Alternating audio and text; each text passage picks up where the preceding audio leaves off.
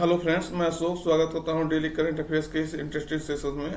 आज आप लोग को 20 सितंबर का करंट अफेयर्स बताया जाएगा, जिसमें मोटिवेशनल कोर्स, महत्वपूर्ण दिवस और थीम, चर्चित व्यक्ति, महत्वपूर्ण एक्सरसाइज, संस्था, बुक या लेखक, पूरा क्वेश्चन जो है पूरा करंट अफेयर्स मैपिंग के माध्यम से डिस्कशन किया जाता है और हर क्वेश्चन का आपको स्ट्रेटेजी के बताया जाता है।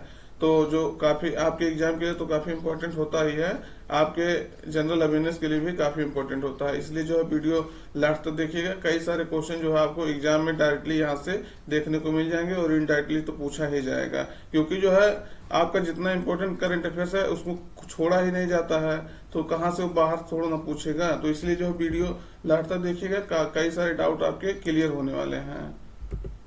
तो देखिएगा, शुरुआत करते हैं कि आज जो है राष्ट्रीय सिनेमा दिवस मनाया जा रहा है, नेशनल सिनेमा डे।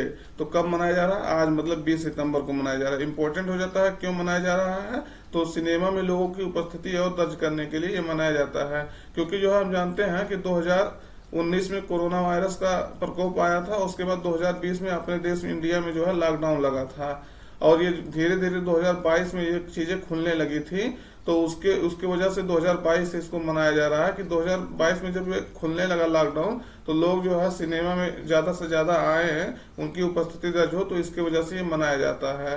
क्योंकि कोरोना वायरस की वजह से जब लॉकडाउन लगा था तो सिनेमा में कोई जा नहीं रहा था, तो उपस्थिति दर्ज करने के लिए या ज्यादा से ज्यादा लोगों को प्रोत्साहित करने के लिए ये दिवस मनाया जाता है। तो देखिएगा, यही कह रहा है कि पहली बार ये 2022 में मनाया गया था। सिनेमा में उपस्थिति को प्रोत्साहित करने के लिए मनाया गया था, क्योंकि दुनिया महामारी से बाहर वही निकल रही थी। तो इम्पोर्टेंट हो जाता है क्योंकि अभी रिसेंटली ये मनाया जा रहा है, तो इसलिए जो है 2022 से इसको मनाया जा रहा है। अगला देखिएगा कि हाल ही में जफर हसन, इम्पोर्टेंट हो जाता है, जफर हसन को किस देश का नया प्रधानमंत्री नियुक्त किया गया है? तो विकल्प में जॉर्डन, जाम्बिया, मोरक्को, ईरान। तो सही उत्तर आपका रहेगा जॉर्डन।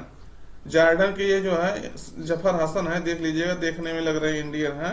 तो जो जॉर्डन को कहाँ का प्रधानमंत्री नियुक्त किया गया, सॉरी, जफर हसन को जॉर्डन का प्रधानमंत्री नियुक्त किया गया है। इंपॉर्टेंट हो जाता है क्योंकि जो है अपने एशिया महाद्वीप का द्वीप कई बार न्यूज में रहता है।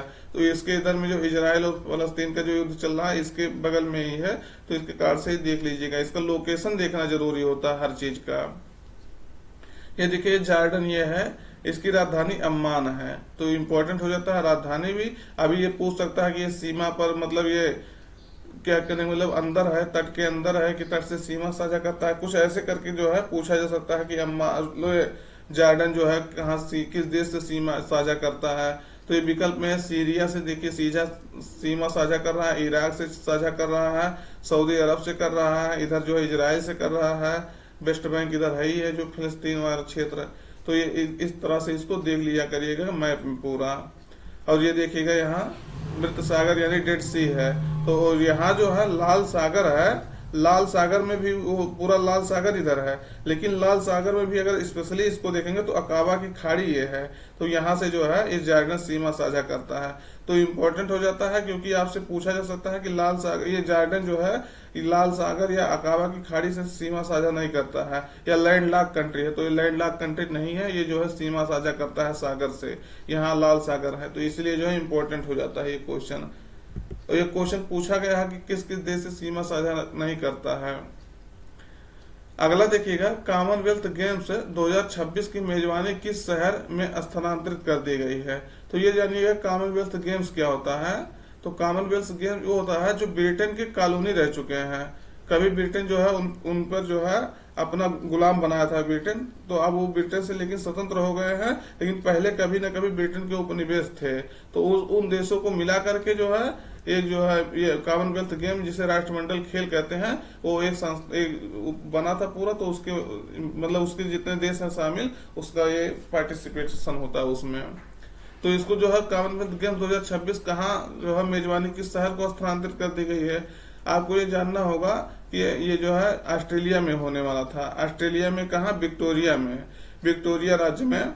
लेकिन तो ये वहां जो है कुछ शायद आर्थिक समस्या की वजह से इसको टाल दिया गया है, वो वहां वो करने के लिए मना कर दिया। तो इसकी वजह से इसको कहाँ स्थानांतरित कर दिया गया? तो विकल्प में ग्लासगो, टोक्यो, सिडनी, विक्टोरिया। तो सही उत्तर आपका रहेगा ग्लासगो। ग्लासगो जो है स्कॉटलैंड की राजधानी है। तो वहां इसको स्थानांतरित कर दिया गया 2026 में। हर 4 साल में होता है ये, तो ये भी ध्यान रखिएगा।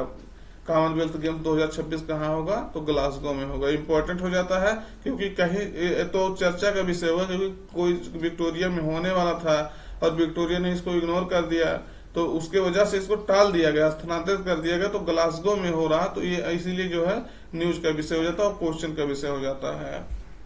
ये देखिएगा, इसके बारे में डिटेलिंग थोड़ा। कॉमनवेल्थ गेम 2026 जो है ऑस्ट्रेलिया के विक्टोरिया राज्य में होना था, लेकिन विक्टोरिया ने मेजबानी करने से मना कर दिया। अब इसका आयोजन जो है स्कॉटलैंड की राजधानी ग्लासगो में होगा। तो इम्पोर्टेंट हो जाता है, ग्लासगो ब्रिटेन का एक जो है, कह लीजिए ब्रिटेन के आसपास का जो क्षेत्र है उसी में होगा, ग्लासगो में। और पहले राष्ट्रमंडल खेल का जो है आयोजन 1930 ईस्वी में कनाडा के हैमिल्टन में आयोजित किया गया था। तो इम्पोर्टेंट हो जाता है 1930 में जो है राष्ट्रमंडल खेल हो रहा 1930 से। और यह खेल हर वर्ष जो है 4 वर्ष में जो है आयोजित किया जाता है। यहाँ 4 वर्ष होना चाहिए, 4 वर्ष में आयोजित किया जाता है। राष्ट्रमंडल खेल सदस्य संख्या जो है 74 देश इसमें पार्टिसिपेट करते हैं। तो इम्पोर्टेंट हो जाता है। ये पहले जो है जितने, वही आपसे पता है, जितने ब्रिटेन की कॉलोनी थे, उपनिवेश थे, तो उनके द्वारा जो है एक, आप स्वतंत्र हो गए हैं, तो उनके द्वारा एक बनाया गया है राष्ट्रमंडल। तो उसी के जो है सदस्य इसमें भाग लेते हैं। तो 74 देश इसमें है इस समय। इम्पोर्टेंट हो जाता है, ये आपको बता ही दिए, 4 वर्ष में ये आयोजित होता है। यहाँ थोड़ा सा मिस्टेक हो गया, देख लीजिएगा। अगला देखिएगा, मेलबर्न विश्वविद्यालय ने भारत में किस शहर में एक केंद्र खोला है। तो मेलबर्न विश्वविद्यालय, आपको पता चल रहा होगा मेलबर्न कहाँ का है, तो ऑस्ट्रेलिया का ये विश्वविद्यालय है। तो कहाँ अपना केंद्र खोला है, एक शहर में, भारत के एक शहर में। विकल्प में है बेंगलुरु, नई दिल्ली, चेन्नई, मुंबई। तो कौन से शहर में जो है खोला है, तो सही उत्तर आपका रहेगा बी, नई दिल्ली में। तो मेलबर्न विश्वविद्यालय जो है ऑस्ट्रेलिया का टॉप क्लास का जो है यूनिवर्सिटी है, विश्वविद्यालय है। तो उन्होंने जो है नई दिल्ली में अपना एक जो केंद्र खोला है। तो इम्पोर्टेंट हो जाता है, इसके बारे में देखिएगा। यह केंद्र जो है अनुसंधान और शिक्षा के बीच सहयोग और सूचना साझा करना आसान बनाएगा। तो इम्पोर्टेंट हो जाता है, विक्टोरिया राज्य में स्थित ये जो है केंद्र है। तो ये देखिएगा, यहाँ है मेलबर्न। तो यहाँ ये यूनिवर्सिटी है यहाँ का। तो ये जो है कहाँ खोलेगा, भारत के नई दिल्ली में। तो इससे क्या होगा, अनुसंधान और शिक्षा के क्षेत्र में सहयोग और सूचना का जो है साझा करना आसान होगा। तो इम्पोर्टेंट हो जाता है। अगला क्वेश्चन देखिएगा कि हाल ही में किसे अमेजन ने भारत में कंट्री मैनेजर नियुक्त किया है। तो अमेजन कंपनी जो है किसे जो है भारत का जो पूरे कंट्री को मैनेज करने के लिए नियुक्त किया है मैनेजर। तो विकल्प में समीर कुमार, डीके मिश्रा, आशुतोष टंडन, इंद्रेश गुप्ता। तो सही उत्तर है आपका समीर कुमार, ये है समीर कुमार। तो इनको जो है अमेजन ने भारत में कंट्री मैनेजर नियुक्त करके भेजा है। तो इम्पोर्टेंट हो जाता है, ये देखिएगा समीर कुमार इंडिया के कंट्री मैनेजर है अमेजन के। तो इम्पोर्टेंट हो जाता है ये। अगला क्वेश्चन देखिएगा, हरिकेन यानी तूफान बोरिस ने किस महाद्वीप को प्रभावित किया है। तो काफी बड़े स्तर पे प्रभावित किया गया है। तो कहाँ, विकल्प में है यूरोप को महाद्वीप को, ऑस्ट्रेलिया महाद्वीप को, उत्तरी अमेरिका, दक्षिण अमेरिका। तो सही उत्तर आपका रहेगा यूरोप। बोरिस नामक जो हरिकेन आया था, जिसे चक्रवात कहते हैं, तो जो है ये कहाँ प्रभावित किया, यूरोप में को प्रभावित किया है। तो इम्पोर्टेंट हो जाता है, ये देखिएगा, इसके बारे में डिटेलिंग है। सितंबर 2024 में हरिकेन तूफान जिसे कहते हैं बोरिस ने केंद्रीय और पूर्वी यूरोप में भारी तबाही मचाया है। तो इम्पोर्टेंट हो जाता है, ये जैसे यहाँ जो रोमानिया के आसपास जितने देश है वहां तो बहुत बड़े स्तर पे आया है, लेकिन रोमानिया में जो इतना बड़े स्तर पे जो है बाढ़ और यह तूफान आया कि वहां 16 अक्टूबर तक, अगले महीने तक आपातकाल की घोषणा करना पड़ा है। तो इसलिए जो है काफी इम्पोर्टेंट हो जाता है। ये देखिएगा, इधर सब ये पूरा पूर्वी और जो है इधर पूर्वी और मध्य यूरोप में ये आया था। तो इधर सब जितने देश हैं इधर सब आया था, कोई एक देश में नहीं आया था। इसलिए जो किसी को बताना नहीं वो है सही, लेकिन ये रोमानिया है तो रोमानिया में जो है इमरजेंसी घोषित कर दिया गया है। तो इम्पोर्टेंट हो जाता है। अगला क्वेश्चन देखिएगा, भारतीय वायुसेना और राष्ट्रीय आपदा प्रबंधन प्राधिकरण द्वारा कहां पर AIKYA ऐक्या अभ्यास किया गया है। तो विकल्प में है नई दिल्ली, लद्दाख, चेन्नई, बेंगलुरु। तो सही उत्तर आपका रहेगा चेन्नई। चेन्नई में यह अभ्यास किया जा रहा है। तो कौन कर रहा है? तो राष्ट्रीय आपदा प्रबंधन प्राधिकरण और भारतीय वायुसेना कर रहा है। तो इम्पोर्टेंट हो जाता है। जैसे राष्ट्रीय आपदा प्रबंधन प्राधिकरण को हम लोग जानते होंगे, ये जो कोई आपदा आता है तो वहां जो है बचाव कार्य में जुट जाता है। तो आख्या अभ्यास के बारे में जानिए। तमिलनाडु के कहाँ हो रहा? चेन्नई में हो रहा। तो कब से कब हो रहा? 18 से 19 तक जो है ये आयोजित किया गया 2024 में। तो इम्पोर्टेंट होता है, कल तक इसको आयोजन किया गया था। तो आख्या अभ्यास जो है राष्ट्रीय आपदा प्रबंधन प्राधिकरण और भारतीय सेना द्वारा आयोजित एक एकीकृत आपदा प्रबंधन संगोष्ठी है और टेबल टॉप अभ्यास भी है। तो इम्पोर्टेंट हो जाता है। नेशनल डिजास्टर मैनेजमेंट अथॉरिटी के बारे में देखिएगा। इसका स्थापना जो इसी को कहते हैं राष्ट्रीय आपदा प्रबंधन प्राधिकरण, जिसको इंग्लिश में कहते हैं नेशनल डिजास्टर मैनेजमेंट अथॉरिटी। तो इसका स्थापना देखेंगे, हम सब जानते होंगे 2004 में हमारे देश में सुनामी काफी बड़े स्तर पर प्रभावित किया था देश को। तो उसके बाद से आपदा को नियंत्रित करने के लिए, मैनेज करने के लिए सरकार ने ये सोचा कि जो है कोई इस तरह से राष्ट्रीय स्तर पे एक प्रबंधन प्राधिकरण होना चाहिए। तो उसके लिए जो है 2005 में कानून आया था, आपदा प्रबंधन अधिनियम 2005 आया था। तो उसके तहत जो है 2006 में ये बना था। तो इम्पोर्टेंट हो जाता है, इसको ऐसे याद कर रहिएगा कि 2004 में सुनामी आया था काफी बड़े स्तर पे, तो उसके कारण से उसके बाद ये इसको महसूस किया गया, तब ये 2006 में बनाया था। 5 में अधिनियम आया था, 6 में इसको बनाया गया था इस अधिनियम के तहत। इसके अध्यक्ष जो है, कई बार क्वेश्चन पूछा गया है कि राष्ट्रीय आपदा प्रबंधन प्राधिकरण के अध्यक्ष कौन होते हैं? तो केंद्र स्तर पर अगर देखेंगे तो उसके अध्यक्ष PM होते हैं।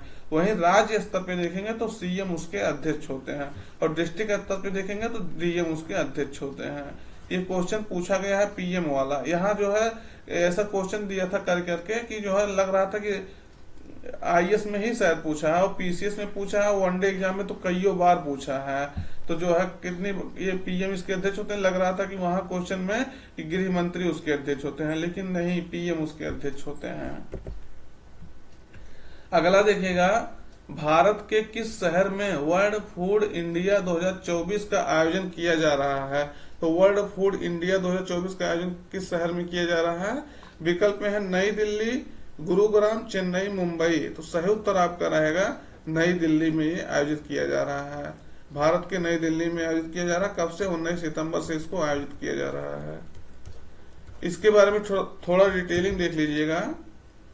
इसका आयोजन खाद्य प्रसंस्करण और उद्योग मंत्रालय द्वारा किया जा रहा है। Food processing and industry development ministry इसको 2000 कब से किया जा रहा है? 17 से इसको आयोजित किया रहा है। कौन कर रहा है? तो खाद्य प्रसंस्करण और उद्योग मंत्रालय इसको आयोजित कर रहा है। वर्ल्ड फूड इंडिया 2024 में जापान जो है पार्टनर यानी सहयोगी देश है, वही वियतनाम और ईरान जो है फोकस देश हैं। तो ये क्वेश्चन आपसे पूछा जा सकता है, कौन सा देश पार्टनर देश है? तो जापान पार्टनर देश है, और वही जो वियतनाम और ईरान जो है उसको फोकस देश है इस आयोजन का। तो उद्देश्य इसका क्या है? भारत में खाद्य क्षेत्र यानी जो है खाद्य प्रसंस्करण उद्योग, फूड प्रोसेसिंग इंडस्ट्रीज में निवेश को बढ़ावा देना इसका उद्देश्य है कि ज्यादा से ज्यादा इस क्षेत्र में जो है निवेश बढ़े, और इस क्षेत्र में अगर निवेश बढ़ेगा तो कृषि को डायरेक्टली फायदा होगा। तो इसलिए जो है इम्पोर्टेंट हो जाता है, और रोजगार तो मिलेगा ही। अगला देखिएगा, भारतीय कला महोत्सव का पहला संस्करण कहाँ आयोजित करने का निर्णय लिया गया है? तो पहला है इसलिए जो है इम्पोर्टेंट हो जाता है। तो कहाँ किया गया है? विकल्प में है सिकंदराबाद, लखनऊ, वाराणसी, ग्वालियर। तो सही उत्तर आपका रहेगा तेलंगाना के सिकंदराबाद में इसको आयोजित करने का निर्णय लिया गया है। इसके बारे में आपको हम बता दें डिटेलिंग से। सिकंदराबाद जो है तेलंगाना का शहर है, हैदराबाद का जुड़वा शहर इसे कहा जाता है। तो 29 से लेकर के 6 अक्टूबर तक इसका आयोजन हो रहा है। 29 से लेकर 6 अक्टूबर 2024 तक है। और ये सिकंदराबाद जो है आपको बता दिया हैदराबाद का जुड़वा शहर है। सिकंदराबाद जो है मूसी नदी पर स्थित है, मूसी नदी के तट पर स्थित है। कईयों बार क्वेश्चन पूछा गया है, कईयों बार, एक बार नहीं कईयों बार। तो इसलिए जो है इसको ध्यान दीजिएगा, सिकंदराबाद मूसी नदी के तट पर स्थित है, और ये मूसी नदी जो है कृष्णा नदी की सहायक नदी है, ये भी आप ध्यान रखिएगा। क्वेश्चन जो है एक बार नहीं कई बार पूछा गया है। और इसमें जो है अब की बार जो ये आयोजन हो रहा था भारतीय कला महोत्सव, तो इस जितने भी पूर्वी राज्य हैं, उत्तर पूर्वी राज्य जिसको कहते हैं, नॉर्थ ईस्ट। तो उन राज्यों के जो है कला और संस्कृति को यहाँ प्रदर्शित किया जाएगा, तो इम्पोर्टेंट हो जाता है इसलिए। और अगला क्वेश्चन देखिएगा, किस देश की सरकार ने क्रिस्टियानो रोनाल्डो के सम्मान में एक विशेष सिक्का जारी किया? तो विकल्प में स्पेन, पुर्तगाल, अर्जेंटीना, फ्रांस। तो सही उत्तर आपका रहेगा पुर्तगाल। पुर्तगाल की सरकार ने जो है, ये पुर्तगाल के खिलाड़ी हैं आप सब जानते होंगे, तो क्रिस्टियानो रोनाल्डो के जो है सम्मान में विशेष सिक्का जारी किया है। वो भी जो है 7 यूरो का इसका मूल्य रखा गया है। इसके बारे में डिटेलिंग देख लीजिएगा थोड़ा सा। पुर्तगाल सरकार ने मशहूर फुटबॉल खिलाड़ी क्रिस्टियानो रोनाल्डो के सम्मान में एक विशेष सिक्का जारी किया है। सिक्के का मूल्य जो है 7 यूरो रखा गया है, जो रोनाल्डो की जर्सी का नंबर भी है। तो इम्पोर्टेंट हो जाता है, रोनाल्डो जो है 7 नंबर का जर्सी पहनते हैं, अभी आपको फिगर में दिखा दे रहे हैं। तो ये जो 7 यूरो का जो है सिक्का जारी किया गया, ये इम्पोर्टेंट हो जाए। इसका इतना इसका मूल्य है। तो देखिएगा 1 यूरो बराबर कितना होता है? 1 यूरो बराबर आपका 93.29 रुपया इस समय चल रहा है। यानी अगर आपके पास एक जो है यूरो आ गया तो आपको 93.29 रुपया मिल जाएगा। तो ये जो है इतना इसका वैल्यू इस समय है, इंपॉर्टेंट हो जाता है, डॉलर से ज्यादा। ये देखिएगा 7 नंबर का जर्सी रोनाल्डो जो है पहन रहे हैं, और ये सिक्का जारी किया गया है रोनाल्डो के सम्मान में। तो 7 यूरो का इसका मूल्य है। अगला क्वेश्चन देखिएगा कि मध्य प्रदेश हाई कोर्ट का मुख्य न्यायाधीश किसे नियुक्त किया गया है? तो विकल्प में है जस्टिस सुरेश कुमार कैत, justice Vivek Agnihotri, justice Vikram Banerjee, justice Gautam Chaudhary. तो सही उत्तर आपका रहेगा पहला, जस्टिस सुरेश कुमार कैत को जो है बनाया गया है। ये दिल्ली हाई कोर्ट के जो है, यह दिल्ली हाई कोर्ट के जज थे। तो इम्पोर्टेंट हो जाता है। इन्हें जो है मध्य प्रदेश हाई कोर्ट के कार्यवाहक मुख्य न्यायाधीश संजीव सचदेवा के स्थान पर नियुक्त किया गया। तो इम्पोर्टेंट हो जाता है। अभी तक वहां जो है मुख्य न्यायाधीश परमानेंट नहीं था, तो कार्यवाहक वहां कार्य कर रहे थे, तो उनके संजीव सचदेवा के स्थान पर इनको नियुक्त किया गया है। और इसका संवैधानिक विवरण अगर देखेंगे तो हाई कोर्ट का वर्णन जो है अनुच्छेद 214 से 231 में किया गया है। इम्पोर्टेंट हो जाता है, काफी इम्पोर्टेंट है, कई बार पूछा गया है क्वेश्चन। और दूसरे नंबर मध्य प्रदेश जो है हाई कोर्ट के बारे में जानिएगा। तो यहाँ जो है मध्य प्रदेश का जो हाई कोर्ट है एमपी का, इसका हाई कोर्ट का मुख्यालय जो है खंडपीठ नहीं, इसको जो है जबलपुर में इसका वो स्थित है। जैसे राजधानी आपका भोपाल में है तो लगेगा कि भोपाल में है, नहीं, ये जबलपुर में मध्य प्रदेश हाई कोर्ट स्थित है। तो वहां से जो है इसको पूरा नियंत्रित किया जाता है। लेकिन इसके 2 खंडपीठ हैं। खंडपीठ कहाँ कहाँ है? इंदौर में और जो है ग्वालियर में। तो ये क्वेश्चन जो है पूछा गया है, कईयों बार ये क्वेश्चन पूछा गया, क्योंकि जो है सब इसमें का पहला नंबर देखिएगा 2 खंडपीठ हैं। जैसे आप उत्तर प्रदेश में है तो उत्तर प्रदेश में क्या है? इलाहाबाद। राजधानी तो लखनऊ है, लेकिन उसका जो है हाई कोर्ट कहाँ है? तो इलाहाबाद में। लेकिन उसका मुख्य जो है एक खंडपीठ है, खंडपीठ लखनऊ में है। तो लेकिन इसका देखिएगा, इसका जबलपुर में जो है, जो इसका राजधानी है मध्य प्रदेश में, वहां कुछ नहीं है हाई कोर्ट से, न खंडपीठ न कुछ है। यहाँ जबलपुर जो है इसका मुख्यालय है, हाई कोर्ट है, और इसके 2 खंडपीठ है इंदौर में और ग्वालियर में, जबकि राजधानी कहाँ? भोपाल में। इसलिए जो है क्वेश्चन पूछा जाता है कई बार। अभी वर्तमान में जो है 25 हाई कोर्ट देश में हो गए हैं। सबसे रिसेंटली कौन बना है? आप सब जानते होंगे, आंध्र प्रदेश का हाई कोर्ट सबसे रिसेंटली बना है, 25वां। तो आज का सेशन यहीं तक रखते हैं। अगर वीडियो कैसा लगा कमेंट करके जरूर बताइएगा, और अगर नए हैं चैनल पर, पहली बार देख रहे हैं, तो चैनल सब्सक्राइब कर लीजिएगा, जिससे कई सारी जानकारी आपको इसी तरह से मिलता रहे। तो आज के लिए इतना ही, धन्यवाद। फिर मिलते हैं नए सेशन में। Till then take care.